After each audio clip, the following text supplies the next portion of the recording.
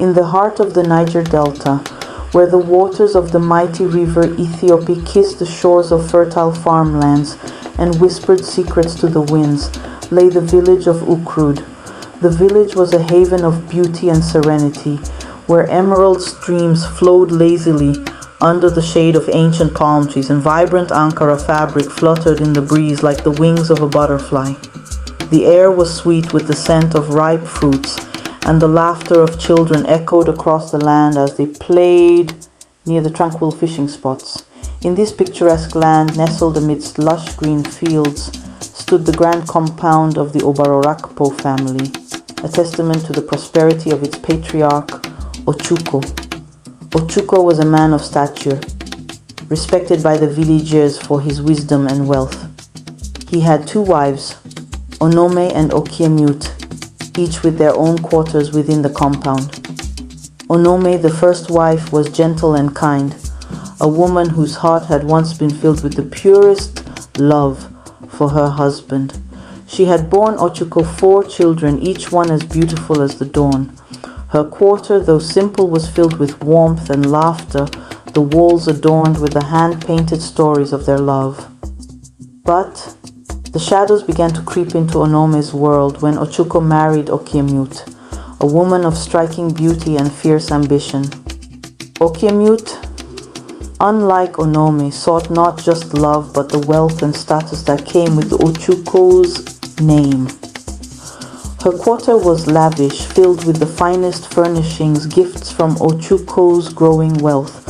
Her 2 children were doted upon by their father, who seemed to have forgotten the love that had once bound him to Onome. As the days turned into weeks, and the weeks into months, Onome's heart grew heavy with sadness. She watched as her husband's affection for her dwindled, replaced by the cold distance of betrayal. Ochuko no longer visited her quarter with the same warmth, and her children too felt the sting of their father's indifference. Yet Onome bore her pain in silence, her spirit unbroken, even as Okemute's jealousy and insecurity fueled a bitter rivalry. Okemute, though now the favored wife, could not shake the fear that Onome's love for Ochuko still held power over him.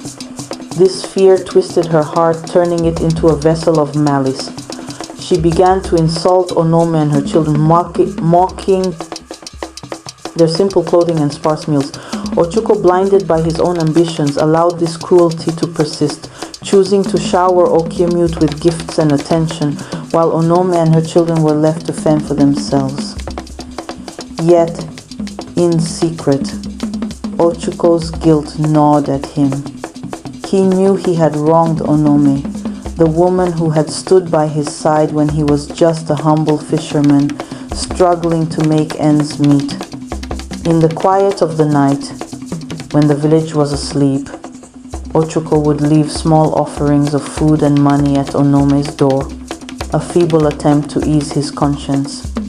But these gestures, hidden from Okemute, only deepened the wound in Onome's heart.